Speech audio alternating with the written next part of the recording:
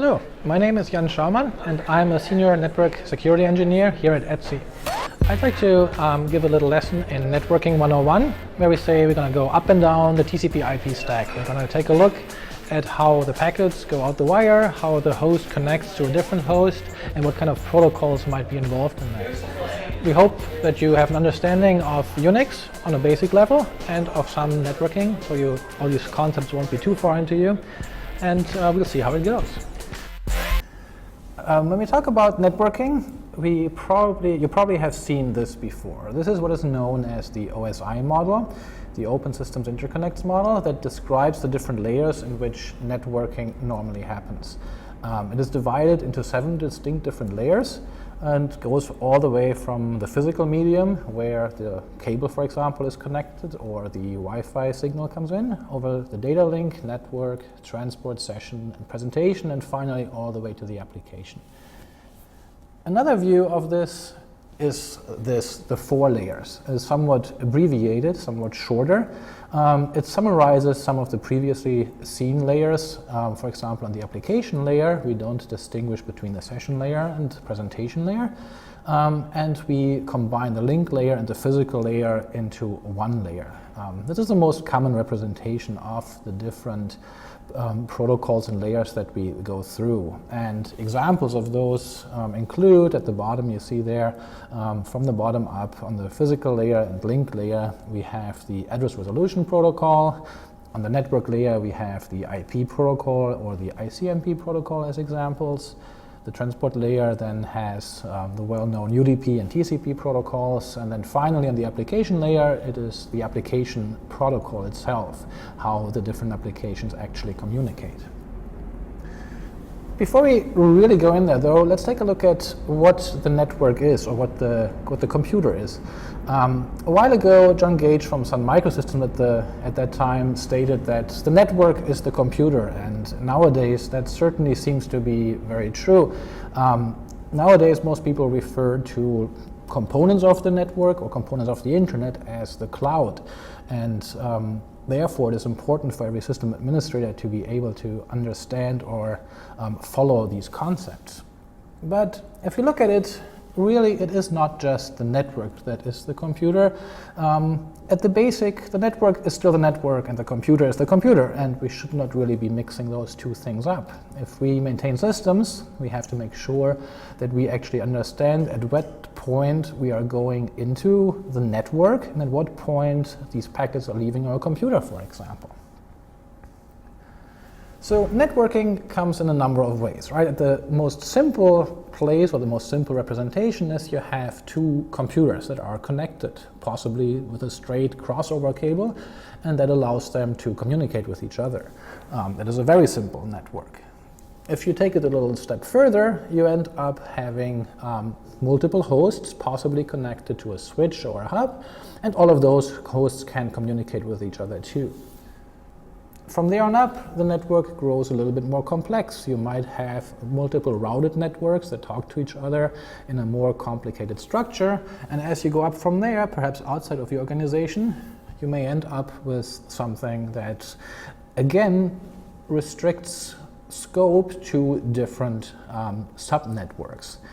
So you see that networks are both, or can both be very small, but they can also grow larger. So you have a business might have its own network or multiple thereof, and then multiple business networks get combined together depending on how they get their connection from their ISP together into another part of a network. And then you will see further on that eventually you have different larger networks, different tiers of networks that communicate with each other. And eventually this peering that happens at these internet exchange points that you see over here is what really builds the internet. The internet is a network of networks. There is no one network, and independent networks behave much the same way as the internet works. So once you zoom out furthermore, you end up with a view of the internet. This is a graphical representation of the internet. And yes, you may find your place somewhere in the middle there. This is a graphical representation that uses the different routing numbers and the networks and displays connections between those. The network, the internet, happens to be a global network, so cables are going across continents, literally. Yes, we are using cables that are lying on the floor, and for us as system administrators, it's important to remember that there's a physical aspect to all of this magic that makes the internet happen. So yes, we actually do string cables across the ocean's floor, very, very long cables with ships, they are laid, and then the cables connect to different continents. What I normally say the internet looks like is more like this, because yes, we have a physical aspect thereof, and it is basically a patchwork of things. We have a lot of different duct tape that we apply to fix over previous or older holes in the network, and in the end of the day, the fact that it runs is surprising, but it does. And so this is my idea of what the internet looks like. But let's go back to the basics. Suppose we have two hosts that are connected to each other. Well, in this case, we have them connected with the internet, which everybody knows is represented as a cloud. So we're back to the concept of cloud computing in a way. So we have these two hosts that are connected, and how might they be communicating with each other? Let us take a look at this. Here we have an example, and I'm going to show it in the own terminal so we can actually follow this live. If you were a user that uses a web browser, you might go to a website called google.com, and what really this looks like would be like this. You would make a connection from the host to the host name www.google.com on port 80. And then you are connected. Once you are connected, you can make a request. For example, here we make an HTTP request. We say, give me the information found at the root of your document tree, and we're speaking a protocol called HTTP version 1.0. And if we send this back, all of a sudden we get back what is the Google website. Now, what you see here is clearly not what you see in the browser. This is just a whole lot of content. As we scroll through this, you find that that clean, nice, white website at Google actually is made up of all this stuff. Further on up high, here we go again. Here we are where we made the connection. Let's take a look at what happened here. We made a connection saying we connect to this host, we connect to an internet address, we make a request, and we get back what the server gives us, the document. We see here, this is the application layer protocol where it speaks HTTP. This is the highest layer in our network stack as we talked about it. And we also speak HTTP, this application layer protocol. But before we even can make this happen, before we get this application exchange of data between the two, we have to have these two different hosts communicate with each other. So how does this work? Here are our examples again. To follow along, if you choose to do so, we have our connection, we receive our data back from it, and now we have to figure out how did this work. So we know that our local host connects to the remote host. So we have the host that sits on one end of the internet establishing a connection to the remote host. After it does that, the client sends some data. So we send our GET request. Following that, the server sends data, which turns out to be quite a lot more than what we requested. So before we can establish a connection, we have to figure out how we can turn this host name into the actual address that we want to connect to. As we see over here, we give a symbolic name because it turns out humans are really, really bad at remembering long numbers. Computers are pretty good at that. So computers prefer to use numbers and humans prefer to use strings. So we say go to google.com. And the computer says, wait a second, I don't know what google.com is. Let me turn this into a number that I can actually connect to. In this case, we have an IPv6 number. So this is similar to when you perform a host lookup. If you look up host www.google.com, then you will get back some certain information. You can query and find out how to resolve this host name and turn it into IP addresses. So we have to turn this string into this number. How do we do this? Well, so here's a way that we can find out what exactly happens when we run any one of these applications. There's a tool called Strace. we can look at the manual page. It looks like so. Strace is a tool that allows us to trace system calls and signals. That means we can run it and we can inspect whatever system calls the application that we are running in this manner actually makes. So let's give it a try. Let's trace our connection to google.com on port 80. I'm redirecting standard error, anything that comes from this command, to the same file descriptor as standard out, because I want to see it on the terminal as well as redirect it into a file. So when we run this command, we will see that we're getting a whole lot more information all of a sudden. A lot of text built by, and now it's sitting there not doing much of anything. So at this point, we have actually established our connection to the server, and we can again make our request. Get/http/1.0, and we give it 1 caret return and then a second for the protocol, and once again, as you see, we get back all the data from the server. So what is now in our file output? Let us take a look. Our output file contains contents that looks like this. As you can see on the left-hand side, we see the different system calls that are made when we execute this command. We start out by executing our binary, telnet in this case, with these given arguments over here, and then a whole lot of stuff happens. This all has to do with how the operating system actually executes this binary. And we will see how it actually loads a number of different libraries. It goes through a whole bunch of things, and you will find that there's a lot of information you have to step through and make sense of it.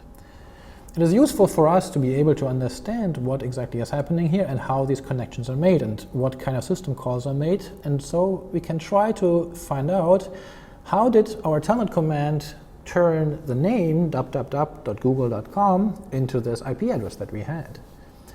As we scroll through this, we see, for example, we have a number of calls that relating to the network. We make some network calls, we open a socket, for example, and we do a number of other things. So let us first go back to where we were. We said we want to use the strace command to take a look at the output. From there on, we can say, you know what, now we have this output. This happens to be plain text file, right? So now we can use all our regular tools to extract information from it. So for example, we can call grep and look for things that make an open call in the directory etc. When we run this, we will see that apparently, as we are running this command, we get a lot of information.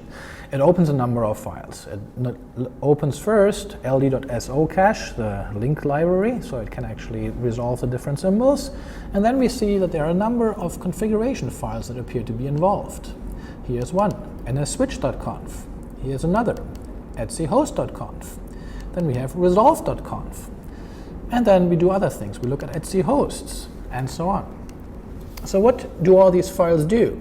Well, first of all, we can look at them, right? Let's look at etc nsswitch.conf. All right, etc nsswitch.conf contains a number of mappings, it seems. Let us find out more about it. On most Unix systems, you have a number of manual pages that can give you information about not just commands, but also about configuration files. So for example, if we type man nsswitch.conf, we get information about what this configuration file might do. So in this case, we see that this is a system database and name service switch configuration file, which is used by the C library to figure out how to resolve a host name, because there are different ways of doing that. There was one file. What else do? We look at host.conf. Let us take a look at that. What does host.conf do?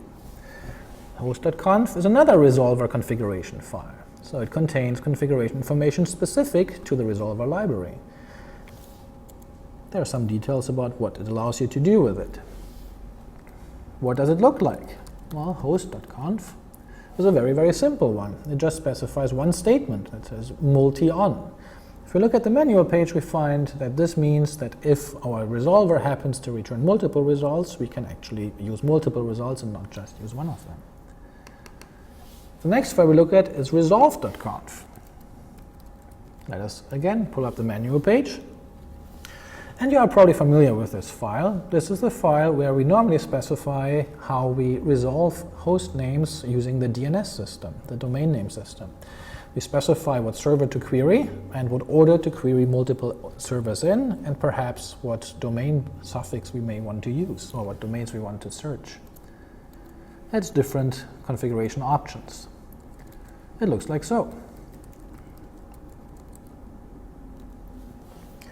In this case, this is a file that is generated by DHCP when the host came up, and it provides a name server as well as a domain to search.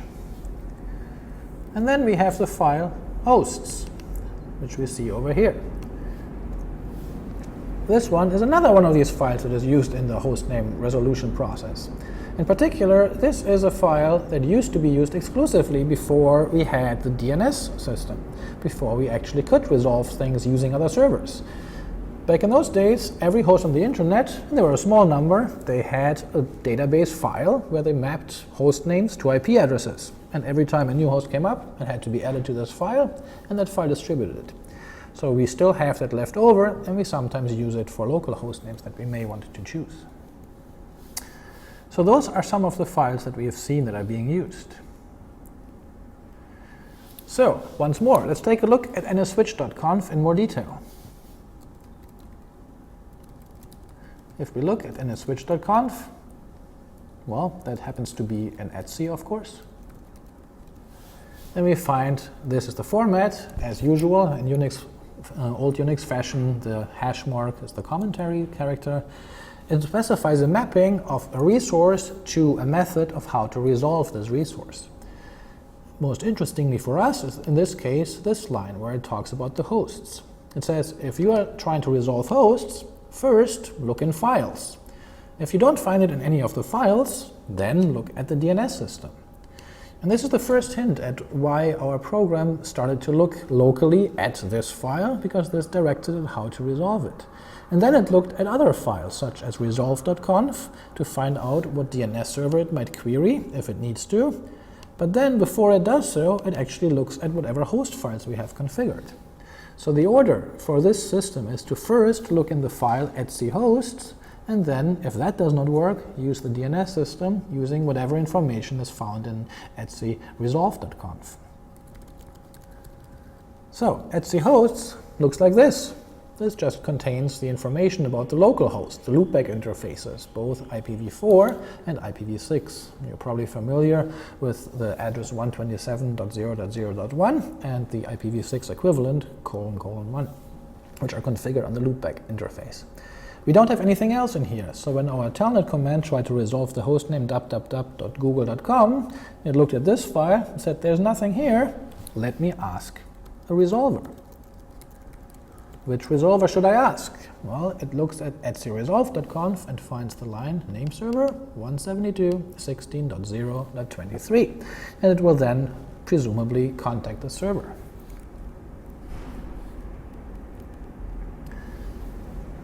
So how does it query the server? Well, we can go back to our output from strace that we saw. Our strace output is still here, called output. So if we look at it, we can go through it and we can see if at some point it opens any sockets. What kind of sockets might it open and what does it look at? So if you go through this, there's a number of sockets it eventually opens at the local time, at the local host. You will also notice as you page through this, for example, here you actually see how it reads the actual content from the file, etc/nsswitch.conf in this case, then etc/host.conf over here, right on. Then opens resolve.conf, etc., etc. So, as we search further for the socket that we are looking to open, we eventually find, further on in the middle right here, the call to open a socket. We open a socket of the INET family, and we're using the DGRAM, meaning the datagram protocol, meaning we do not use TCP, but we use UDP in this case. And then we see we make a connection to a remote host. And over here we see where we are connecting to. We are connecting to the port 53, which, as you may know, is the default port for DNS, UDP port 53.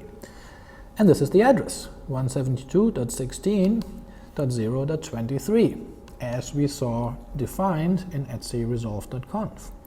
So this is where we make this connection. And then from there on, we send a request. And if you look at even this call, you can see what kind of request we're making. We are asking for www.google.com, and we are getting back eventually some information. As you page through it, we find that we receive data on the socket from the remote host with information about the given host. So this is how we see us making this connection to the remote server to ask it what exactly the IP address of www.google might be. Once we have this IP address, we can finally go and make this connection that we wanted to make. We want to connect to port 80, and so we actually can start doing that. Again, we can look through this, and we can look for the next opening of a socket in our trace, and you will see that eventually, over here for example, it makes this call. It opens the socket. In this case, it is of the address family INET6. As you may recall, the address that we got back for www.google.com was an IPv6 address. So we are making a request to the server using IPv6, while our host lookup through the DNS server was over IPv4.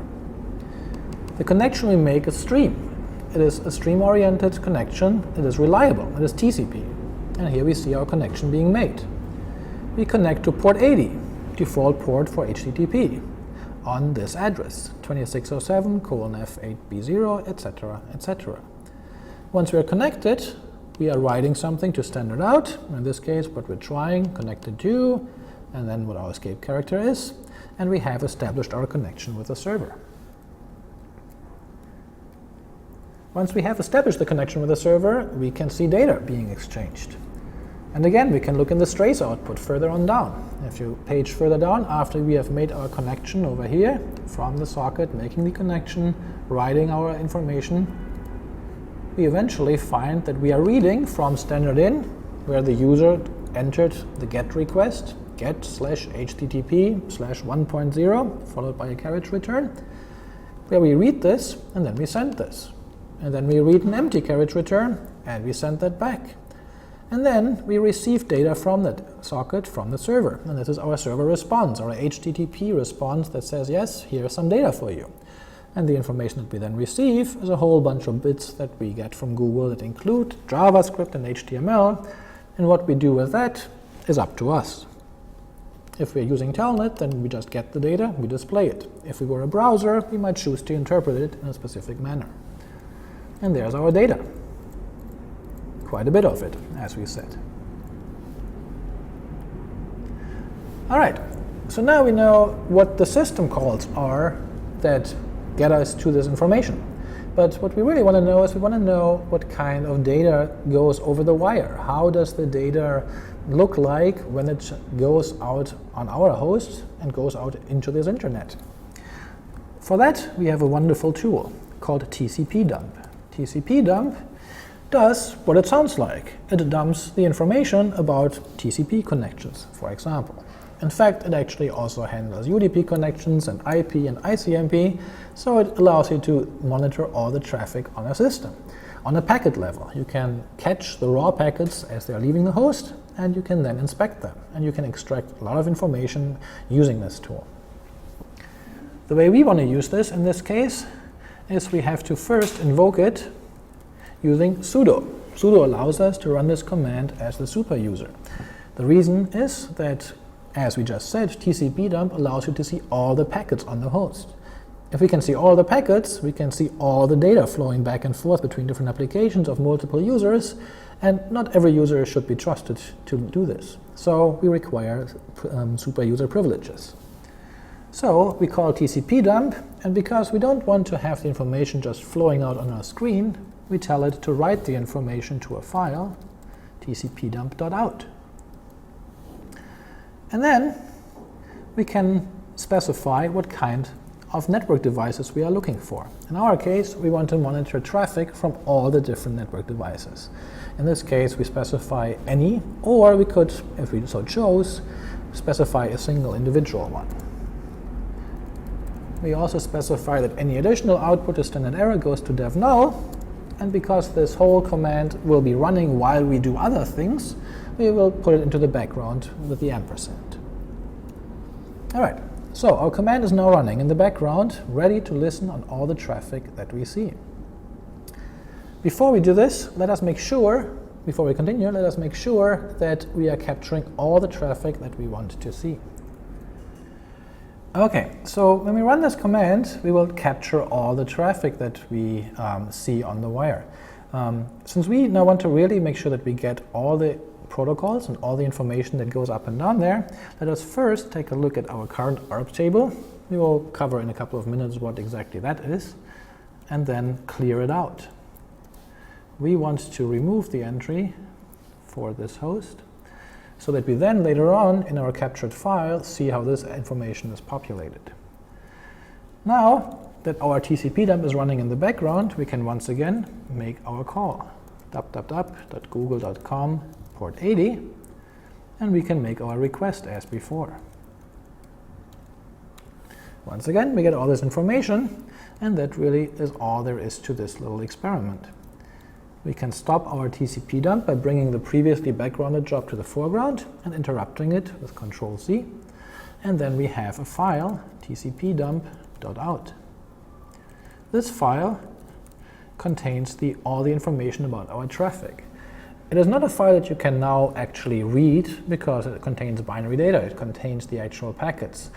So we stored all this information there, but now we can use the same utility that wrote it to actually extract information from there rather than from the wires that we were looking at.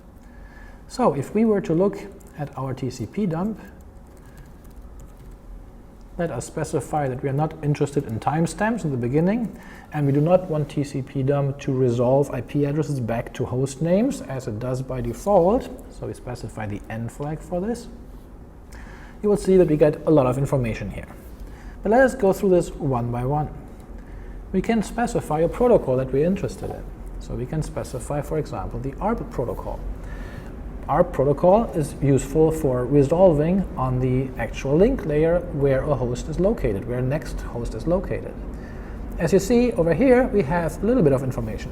We have information about this host, 10.112.66.1, asking who has this address. Somebody else asked, please tell it to this host. And then this host replies, this host is as this address. So the ARP protocol maps the IP address to the MAC address. If we look at our internet configuration, our interfaces, we will see that yes, this is our address, 10.112.67.76, and our hardware address is 12.31.3d.06.34.BE. In order for us to be able to send a packet to any other host, we have to figure out how to get there. And we say, okay, what might be our default route? We can use the netstat utility to display the routing table. The routing table is the table that tells the operating system how to find specific next hops for the packets to send. And so this one specifies if you do not want to have, if you do not send data out a specific interface, you will have to choose the default route. The default route goes to, in this case, a given host name. Let us look at the IP address for that, again by specifying the N flag to say we only want to see the IP addresses. So here we go. Here we see that any other packet that we don't know where it needs to go, that doesn't have a specific entry, should go through our host 10.112.66.1, meaning that is our next host. That is the host that relays our packages for us. So again, if we read from our TCP dump, our protocol ARP, and we see that at some point we have to figure out where is this IP address. So we actually have to figure out what MAC address it has. So we make a request and say, who has this IP address? Please tell it to this host. And then we get a reply we see on the wire. 10.112.661 is at this MAC address. At the same time, in order for us to get this reply, this host, our default route host, has to know how to get to us. So they make a query, hey, who has the address 10.112.67.67? Please tell it to the default route host. And we reply, our address is at this MAC address. And then the packages can be exchanged. So this was how we actually identify the next hop, how we figure out where to send the next package to. Note that this happens before we can do anything else. We cannot yet have made any DNS lookup because we require a connection to another host to perform this lookup. So when we do this, as we said, we identify the default route and we identify our own host with our address being communicated to that host. The next thing we want to take a look at, how does the actual DNS query go? So now that we know where to send packets, we can actually send a packet to our DNS server. So instead of looking for the ARP protocol, we can just say anything that goes to port 53. Port 53, as we said, and as you know, is the default port for the DNS resolution protocol. Again, we see that this is not a whole lot of packets. It's very small, because all we have to do is send a packet to the DNS server and say, hey, do you know where www.google.com is? If so, please let me know. Notice that this is our IP address again over here. This is the IP address. This is the port from which we are making the request, the 39763, which is just an ephemeral port, a port number picked at random where the packet goes out of. It goes to 172.16.0.23, which you may recall came from our resolve.conf file. 172.16.0.23 at the domain port, which is port 53. Notice that by default, our system queries for both an A record and a quad A record, meaning an IPv4 address and an IPv6 address. Our host happens to be a dual stack. It has both connectivity to IPv4 and IPv6, and so it queries for both of these. If the remote side has an IPv6 address configured and there is an entry for it in DNS, then it will return that, and we will use this immediately. So over here, we get back our response from this domain name server. It replies from the domain port to our port and says, I have an entry for quad A, namely 2607 F8B0, etc., etc. It also tells us it has a couple of A entries, multiple, as we see, which is pretty much the same as we had previously found when we performed this lookup.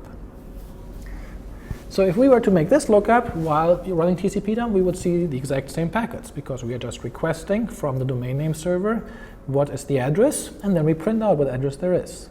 And the host can have multiple addresses, multiple IPv4 addresses, or multiple IPv6 addresses. In this case, there's a number of IPv4 addresses and a single IPv6 address. And this is the one that we then ended up using over here. So again, in our example, we identify our DNS server based on our resolve.conf, and then we find the data that we see. We have multiple IPv4 addresses and a single IPv6 address. All right, now that we have this address, now we know how to make a connection. Now we know that in order to speak with www.google.com, we will have to connect to this address. So let us take a look at how we might do this. So we can just bring up again the same command that reads from the TCP-dump output and says, okay, let's look at all the traffic that goes to port 80, port 80 being the default port for HTTP. All right, there seems to be a little bit more than previously. So let's run this again and pipe this into less. As we go through this, you can now actually see all the little bits that go on between two hosts using TCP. All right, so we see that this is a lot of data that we got out there. So let's first look at the beginning of it. Let's pipe it into head, which gives us the first couple of lines. So as you may recall, when you make a TCP connection, there is the three-way handshake involved, which is well known to anybody familiar with TCP. The client sends a SYN packet, the server acknowledges that package, sends a SYN back, and the client then acknowledges that package. SYN, SYN-ACK, ACK, well known. So as we look at our TCP dump output, we see all this information right in there. We see our client with this IP address, our IPv6 address, connecting to the address that we resolved previously from Google, 2607 FV8B0, etc., on port HTTP, and it has the SYN flag set. This is the initial SYN. It then sends a sequence number and says, okay, I'm starting to count from this number on, and we have to agree on what packets I sent you.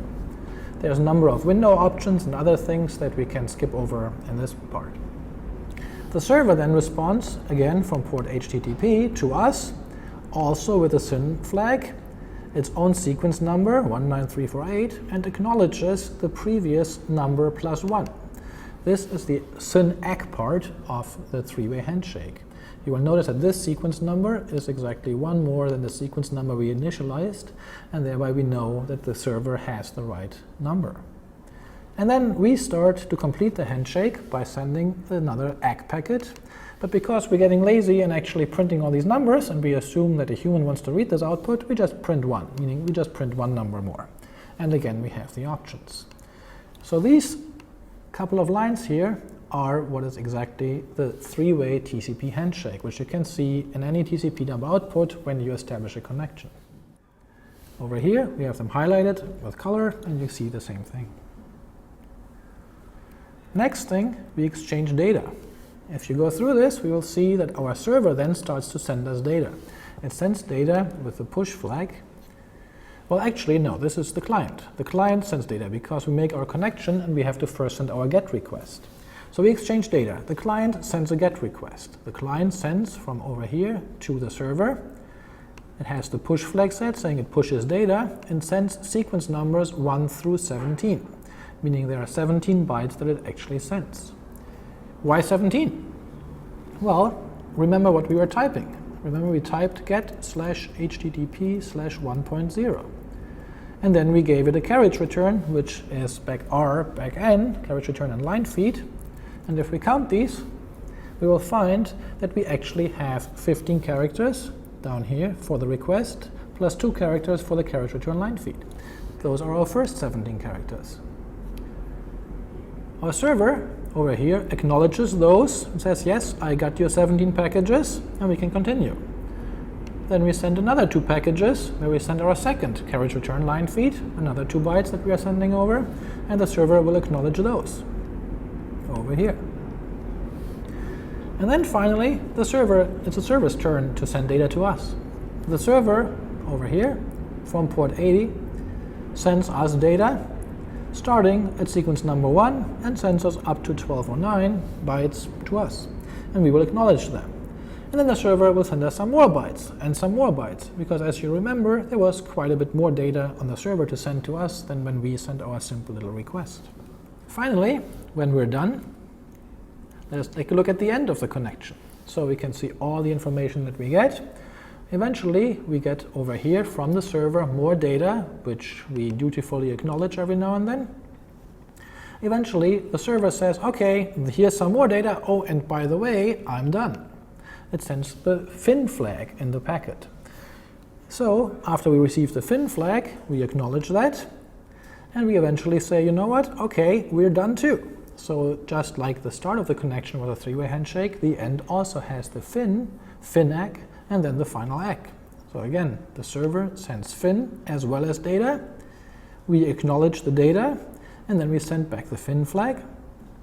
And then the server acknowledges our FIN flag, and the connection terminates. And this is the end of the TCP connection. Over here, again, highlighted the same information. So if you look at this, all these things that have happened, this was a simple example. This is exactly what happens when you connect to a web server in the background. But simple, as usual, is really only relative. For starters, we did not configure this host for anything. We just started using it. We said the information that happens to be in Etsy surely is right, and we were lucky that it was. We did not make any changes. There was apparently a host connected to the internet, there was a name server configured, and a switch got the right information. We did not have any entry in Etsy hosts, all of these things. So that's already the first point where system administrators have a lot of troubleshooting to do when things go wrong. They actually have to figure out, is the host configured properly? The second thing to note is that in our example here, it is entirely irrelevant whether or not we have two hosts connected directly over a switch in a small network or over the internet and a long cable going across the ocean to the other side of the world. The network architecture is not relevant because the protocols behave the same way across these different types. We've also seen that our simple connection across from one host to another, speaking HTTP, a simple protocol that we use daily in our browsers, crosses a number of layers. It goes the entire way up and down the stack. We spoke the application layer protocol, HTTP. We spoke DNS to get information. We spoke TCP with the server. We spoke UDP with the DNS server. And we used ARP to identify where our next hop is. In other words, networking really is a lot deeper than this. We haven't even scratched the surface. And if a simple example like this brings up all these bits, then obviously a more complex example yields more complex problems, and we have to make sure that our understanding of these problems is well funded in the actual protocols that we're seeing. So let us quickly recap and go by example through our stack again. As we said, this lesson is entitled Up and Down the Stack. We went up and down once, let's do it once more. Let's look at ARP. Remember what we said, the host has to figure out where the other host is? Well, this is what happens here. We have a number of hosts that are on a local network. ARP traffic does never leave the local network, meaning it is not routed, it is not switched, it is actually just literally on the wire. So one host that makes a request is seen by the other hosts. So if I ask who has 10.101.194.209, then all the hosts on the network will see this request. And we hope that the right host will respond. In fact, yes, we do hope that this is the case because another host might simply say, oh hey, I have this MAC address, and respond as well. This is known as a MAC address spoofing, where somebody tries to get into the network and says, hey, I have this address and therefore get all your traffic over to me. Once you have the address in the ARP table, your host will continue to just send this information to that MAC address. So let's assume that this is a benevolent network where both hosts tell the truth. One makes the query, the other one says this is my MAC address, which gets then back to the client that made the request. Oh, and by the way, the other host sees both of this traffic and can now also enter in its ARP table, without ever having made the query, that 10.101.194.209 is at this given MAC address. So ARP is the Ethernet Address Resolution Protocol, which converts the network protocol address, for example IPv4 or IPv6, to the 48-bit Ethernet address for transmission on Ethernet in this case. You can display the host's ARP table using the ARP command, which then, if you specify the N command, as we've seen, gives you different host names. If you are on a network with multiple hosts, then you will see multiple addresses with multiple hardware addresses. In our example, this output is unfortunately not quite as exciting because this is a network where we only have our default route visible to this host, and therefore we only have one entry. As we've seen, on the wire it looks like this. If you TCP dump, you will constantly or periodically see requests where one host says, who has this address? Please tell it to this host. And then a reply might come in and says, it happens to be over here. Notice that this is currently IPv4. We have our very familiar IPv4 addresses. For IPv6, there is a slightly different protocol that performs the same function. We use the Neighbor Discovery Protocol, or NDP. With NDP, you can also print out the same information, performs the same functional task, where it says, I have host addresses over here, and they map to link layer addresses there. Likewise, the TCP dump output looks pretty much as expected. The same thing. We use ICMP6 for this. We use the neighbor solicitation. It's the same thing as saying who has this address. And likewise, the other side replies with a neighbor advertisement, says, I am over here at this address, for example. The next one then would be ICMP. If we go up the stack, we started at the bottom with our link layer. Now we can go up one to the network layer. On the network layer, a very, very common example is ping, right? We all have used ping to establish whether or not a given host happens to be on the network, would be live on the network. And the way it works is one client sends an echo reply, and when it receives the host, is received by the host may choose to reply with an echo request. Notice that I said if he chooses to reply. There's no reason the host has to reply. It's possible that the host ignores this and you will not get a reply back, and then the host may look like it's offline, but in fact it's not. So what does it look like? Here we have an example. Let's go to another popular website, for example, facebook.com. Let's make this live. We say, tell ping to only send 3 packets instead of an infinite amount. We do not want it to resolve the IP address backwards, and we say, well, where is facebook.com? When we hit return here, you already know what happens. We don't have to do an ARP lookup because we have that entry in our table. It will then query, obviously, the DNS system to figure out where facebook.com is to get an IP address. And once it has that, it can send echo request and echo replies back and forth between the different hosts. So here we see this information. If you look at it in TCP dump output, that's very predictable. You have a client host sending to the remote host, ICMP, echo request, and the other side replies, as you would expect. Again, the same thing for IPv6 looks slightly different. Very similar, with a slight variation. Let's use ping 6 to use the IPv6 protocol, because Facebook happens to also have an IPv6 address. As you can tell, the people at Facebook are trying to be funny by including Facebook in their IPv6 address, actually. So yes, you can, since you have hexadecimal characters, you can put words into your IP address to make them more easily to remember, perhaps. But as we said, the ping is pretty much the same thing in IPv4 as it is in IPv6, no surprises here.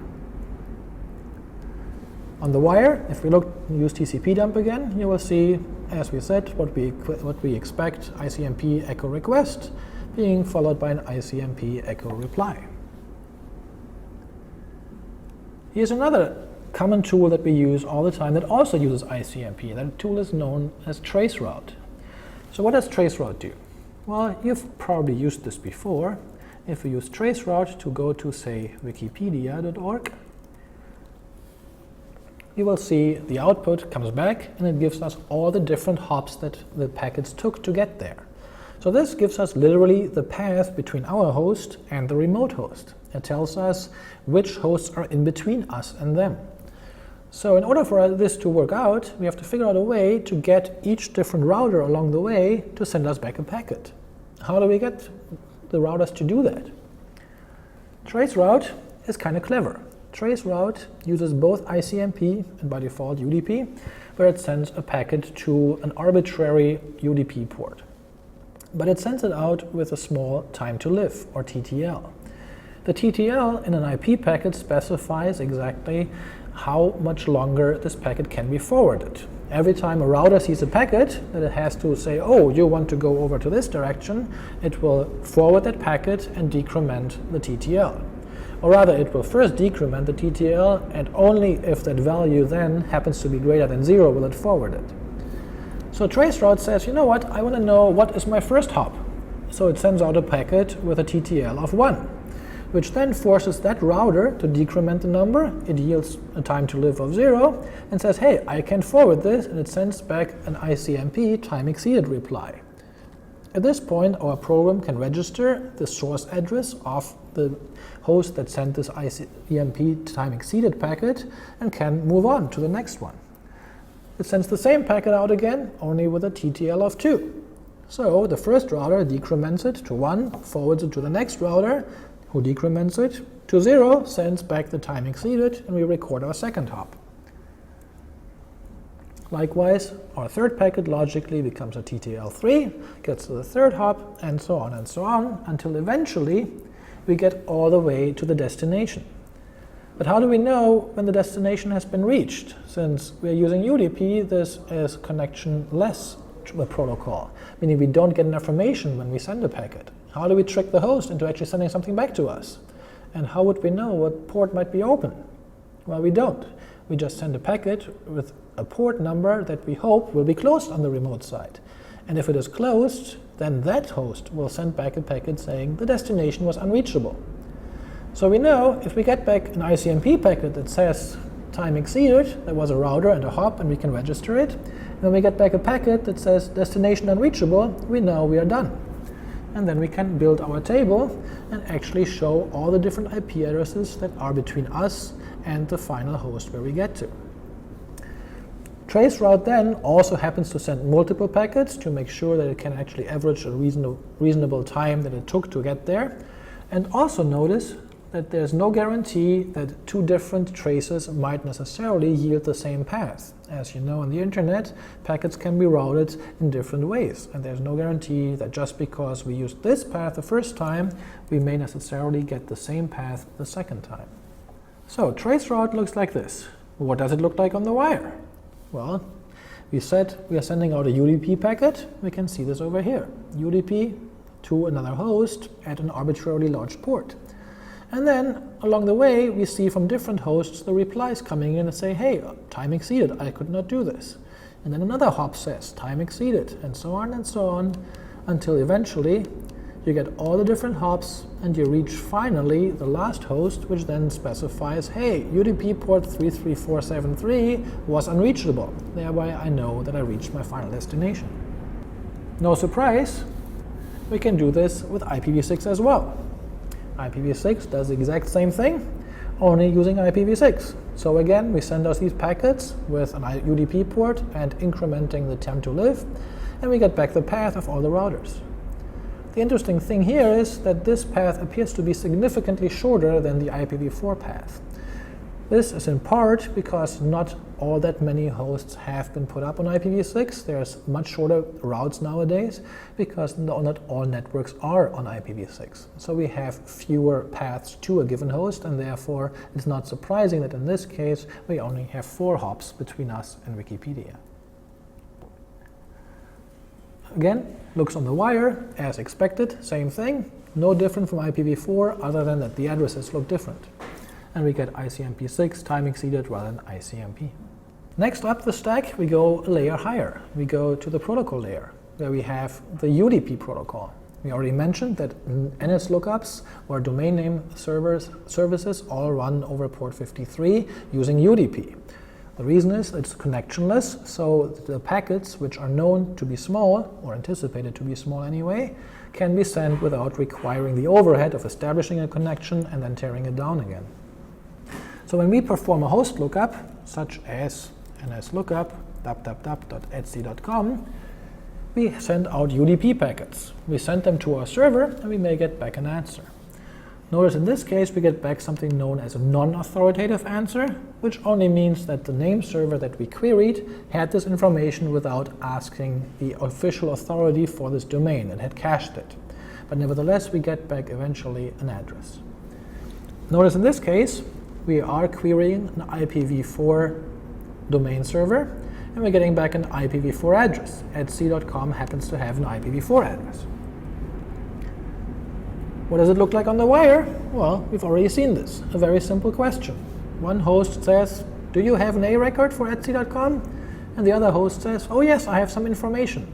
I give you the information that this happens to be actually a CNAME pointing to this host, which, by the way, has this address as this one. The reason we just got a different address is that we get different addresses depending on where we are based on geolocation. Now we can do the same thing over IPv6. Notice that we said Etsy.com does not have an IPv6 address. It only has an IPv4 address, right? So how can we query something over IPv6 if it doesn't have an IPv6 address? Well, it's simple.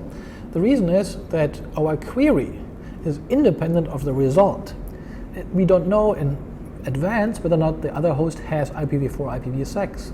All we know is that our host that we are querying, configured in etsyresolve.conf, has an IP address that seems to be an IPv4 address. So our transport to the domain name server in this case will always be IPv4. But I'd like to also query a host that is an IPv6 network. So we can use another tool. We can use dig that specifies a domain name server that we happen to know is on IPv6. In this case, we specify the IP address that we know is an open IPv6 name server, and we specify that we use the transport method of IPv6. And what do we want to know? We want to know what is www.etsy.com, and we want to say we want to get a little briefer output than the default would be for the dig tool. When we run this, we will perform an IPv6 DNS lookup against an IPv6 server, querying for a domain and saying, do you have an IPv4 entry for this host? Again, the querying is independent of the result. We can use as transport mechanism IPv4 or IPv6 and perform this lookup on port 53 on a given host and get back the same results. In this case, again, the CNAME to this host, which then happens to have this address. On the wire, that looks as anticipated. What we said, we query a different host on the domain port, say, do you have any entries for us? And if so, give us back what you have. And this is the data that we get back, pretty much the same. On the same layer in the network stack, we have TCP, the connection-oriented protocol, and we've already seen how this works in our earlier example. So let's just recap quickly. In this case, telnet www.yahoo.com, for example, gets us information, and we can specify our protocol 1 in this case, 1.1 for HTTP to get back information, and we get back what we expect. Notice that because our server here, in this case, is configured to use IPv6, it will always prefer IPv6 when it can do so. If you do not have IPv6 lookup, you will see an IPv4 lookup, an IPv4 connection, as we see over here. The result eventually is pretty much the same. As we discussed earlier, you can see the connection being made to the server on the other end. Again, we see our SYN, ACK, and our ACK, and then we see our push flags where data is being exchanged, where we have the data from the client, and eventually, after we have exchanged the data, we see the different teardown FIN, FINAC, and ACK packets. For IPv6, as we said before, pretty much the same thing, standard procedure. We get the lookup, we get the connection, we exchange data, and when we tear it down, we also see the different flags set in the packets.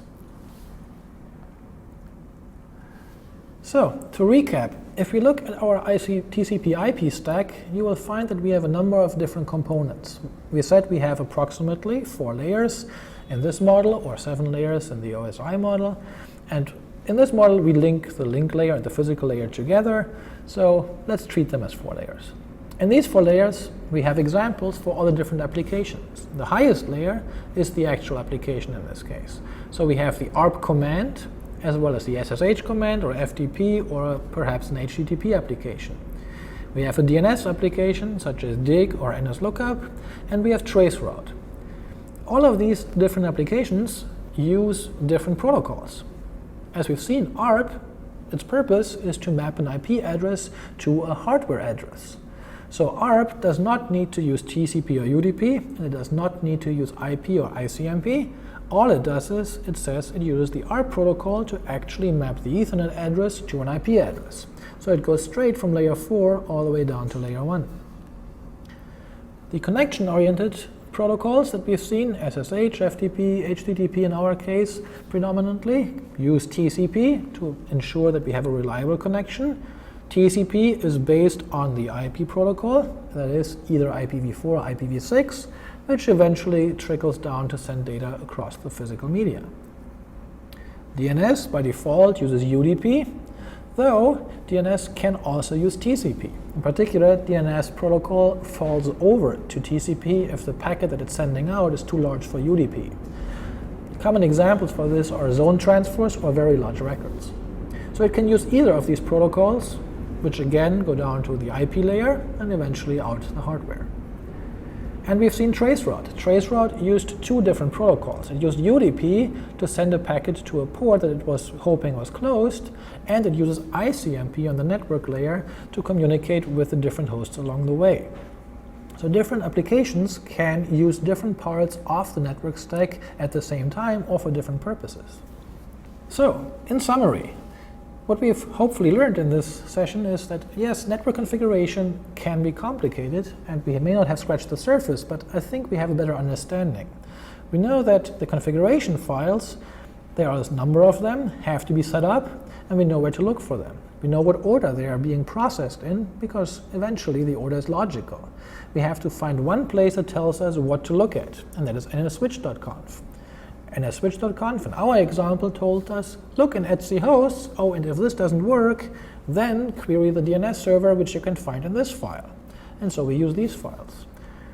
It also requires us to eventually have a properly configured DNS server. And this is one of those things that you will run into time and time again. If things don't make sense on your network and there are weird errors and failures, there's probably something up with DNS. DNS is at the bottom of all of our infrastructures, and if it fails, we will notice very, very quickly.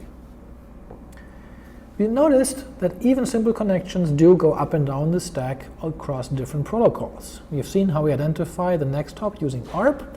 We have seen how DNS happens to be using UDP by default. We have seen stateful connections using TCP. And we have then finally the application-specific protocol. In our case, we used HTTP. And there's, of course, a number of protocols, a number of commands or applications that we can use to work with these. Things we've seen in our example were TCP dump, which is invaluable to really take a look at what is happening on the wire, what do the packets look like. And we've used the strace command. Different Unix versions have different variations of this tool. strace is the one in Linux, ktrace is the one in the BSD family, then there's dtrace, etc., etc. All of these tools allow you to look at the system calls being made by the tools. And then we have used these different command line tools to generate packets to send across the network and then to monitor them. And we've used NSLOOKUP and DIG to look at DNS results, and we've used Telnet, and we could also use NC, which is known as Netcat, which is a tool that allows you to send arbitrary packets back and forth. We did not use them in this example, but it is worthwhile looking at the manual page and understanding. Anyway, I hope that you have enjoyed this session and hopefully learned a little bit. Thank you.